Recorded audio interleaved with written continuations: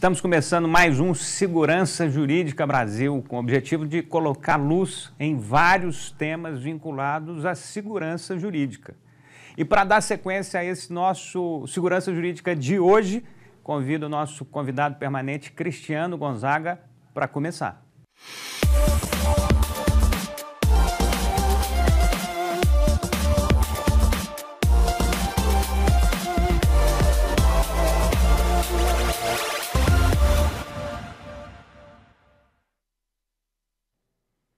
Olá, Gustavo, obrigado pelas palavras. Vamos então iniciar mais um programa.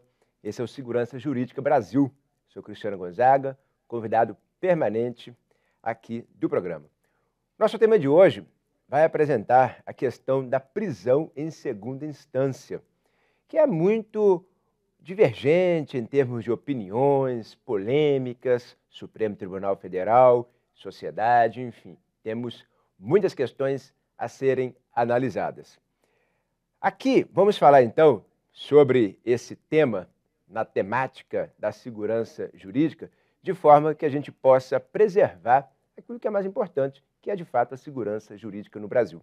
E para iniciar esse ciclo de programas sobre a prisão em segunda instância, está conosco aqui no estúdio o advogado e professor sócio do escritório Fonseca e Solero e CEO da ESDA, a Escola Superior de Advocacia, Dr. Pedro Fonseca.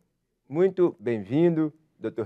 Pedro. Vamos falar um pouquinho sobre essa questão envolvendo a prisão em segunda instância. Dr. Pedro, que é advogado criminalista, que é professor, que é CEO, queria que você falasse um pouquinho dessa escola superior para você se apresentar melhor, e sócio do escritório de advocacia Fonseca e Solero. Muito bem-vindo, doutor Pedro. Queria que você falasse um pouquinho aí. Muito obrigado pela gentileza, doutor Cristiano. Muito obrigado pela gentileza do convite a todos vocês. Agradeço ao doutor Matias, agradeço ao doutor Gustavo, né, que você apresentou ele aqui. Agradeço a todos os ouvintes que estão interessados no assunto segurança jurídica que envolve a prisão em segunda instância. A respeito da ESDA, que é a Escola de Advocacia Aplicada, ela foi criada para formar advogados exatamente em torno de uma estrutura de pensamento que seja garantista, aplicando a Constituição, aplicando a legislação baseada num direito penal constitucional, num direito penal que é processual constitucional, que é o que nós temos hoje, que é a aplicação do penal, do direito penal, em processos criminais na prática, né? Nós tivemos um desenvolvimento constitucional, né? Hoje estamos no Estado Democrático de Direito, que significa exatamente esse assunto, a segurança jurídica, ou seja, em todos os ambientes que estamos, o Ministério Público na sua presença, o magistrado na presença de representando o tribunal, né, magistratura, o advogado, todos têm ali um único papel: proteger a Constituição, aplicar a lei. E o desenvolvimento dessa matéria, o desenvolvimento social, o desenvolvimento argumentativo em jurisprudência, trouxe exatamente a necessidade de aplicar o direito penal constitucionalizado. Ou seja, mesmo aqueles que pensam no sistema de lei e ordem devem olhar para a Constituição, que tem os seus padrões de defesa do ser humano, que é o centro do ordenamento jurídico, o centro de proteção do ordenamento jurídico, nos processos, né, que são os personagens em que nós todos, profissionais, operadores do direito, estamos lá para aplicar, cada um cumprindo o seu papel, né? Então, a ESDA, ela trabalha com isso, na formação desses advogados, né? Muito bom. Então, aproveitando, né, doutor Pedro, que a gente vai falar um pouco mais sobre essa questão jurídica, o telespectador, muitos, inclusive, são pessoas do povo, pessoas leigas, como também nós temos aqui o público do jurídico, vamos falar um pouquinho sobre essa prisão em segunda instância. Só para quem não sabe, a prisão em segunda instância ela é tratada hoje no Brasil no artigo 283 do Código de Processo Penal. E a prisão em segunda instância, ela foi aqui trazida a lume recentemente em razão de um julgamento muito emblemático envolvendo um ex-político que pediu para não ser preso, apesar de já condenado em primeira instância. Só para que vocês possam entender, eu, doutor Pedro, vamos tratar isso aqui de forma jurídica, de forma bem didática, mas nós temos no Brasil a primeira instância, que são os juízes de direito. O juiz, por exemplo, lá da cidade do meu amigo Pedro, Patos de Minas, tem um juiz lá em Patos de Minas, que é também local onde reside a Isabela, né, minha noiva, vem aqui, vem ali, enfim, muitas pessoas são de Patos de Minas que estão assistindo, inclusive. É a primeira instância. Segunda instância, nós temos o Tribunal de Justiça, Tribunal Regional Federal, Área Federal. E a terceira instância, nós temos tribunais superiores, STJ e STF. Então, o que nós vamos discutir aqui hoje é essa prisão em segunda instância, apesar de haver recurso. Ele foi condenado em primeira instância por um juiz de Patos de Minas. Ele pode ser preso automaticamente quando confirmada a sentença via acórdão em segunda instância. Ele ainda pode recorrer via RESP, STJ, RE, recurso extraordinário. Ou ele não, ele vai ser preso como efeito automático. Essa é a discussão. O artigo 283, ele trata essa questão. Ele trata, ao meu ver, de forma bem clara, bem cristalina, sobre poder ou não, é o que nós vamos dialogar. Mas vamos trabalhar isso. A prisão em segunda instância foi confirmada em nível de Tribunal de Justiça, Tribunal Regional Federal, já pode, então, executar de forma provisória esta sentença? Essa que é a ideia que a gente vai trabalhar aqui, eu e o doutor Pedro, em razão dessa sentença, podendo ser recorrida. Não estou falando de trânsito em julgado. Trânsito em julgado é outro problema, prisão preventiva é outro problema, prisão temporária é outro problema. Aqui nós vamos trabalhar a questão da prisão em segunda instância como efeito automático dessa sentença. Então, falando um pouquinho sobre isso, doutor Pedro, essa questão da prisão em segunda instância. O que você tem de início para a gente trabalhar? Por que esse tema é tão relevante para advogados, promotores e juízes? É importante, eu até peço licença, antes de posicionar uma estrutura de pensamento, lógica, técnica, a respeito desse assunto e, posteriormente, colocar minha opinião, é importante fazer algumas considerações, né? Essa pergunta ela é de suma relevância nos dias de hoje. E a pergunta, eu vou ajustar ela. A prisão em segunda instância, ela tem legitimidade? O que confere legitimidade para que alguém seja preso após o julgamento de segunda instância? Se houver uma prisão sem ser legítima, essa prisão é ilegal. E aqueles agentes estatais que realizam aquela prisão, eles podem responder pelo crime da lei de abuso de autoridade, o artigo 9º. Então, se acontecer essa solidez de pensamento de que há legitimidade na prisão em segunda instância, a repercussão é enorme na prática. Então, na verdade, você está defendendo que se um juiz ou um membro do tribunal ele decreta essa prisão em segunda instância de forma contrária ao artigo, seria abuso de autoridade. Seria essa a ideia. Se nós chegarmos à conclusão de que a prisão em segunda instância ela é ilegítima. Entendi. Né? Como que nós chegamos a uma conclusão? Vamos partir da Carta Magna, da lei primordial em que está acima de todos nós. No artigo 1º, fala que o Estado Democrático de Direito ele é uma estrutura organizacional que todos nós vivemos sob essa organização.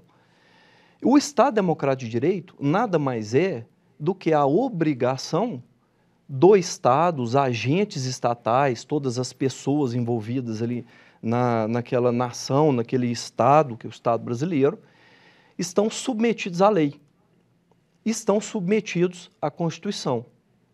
No Estado Democrático de Direito, diferente do Estado de Direito, há uma participação popular, ou seja, o povo escolheu aquele representante para ser o povo e aquele representante definir as regras legais.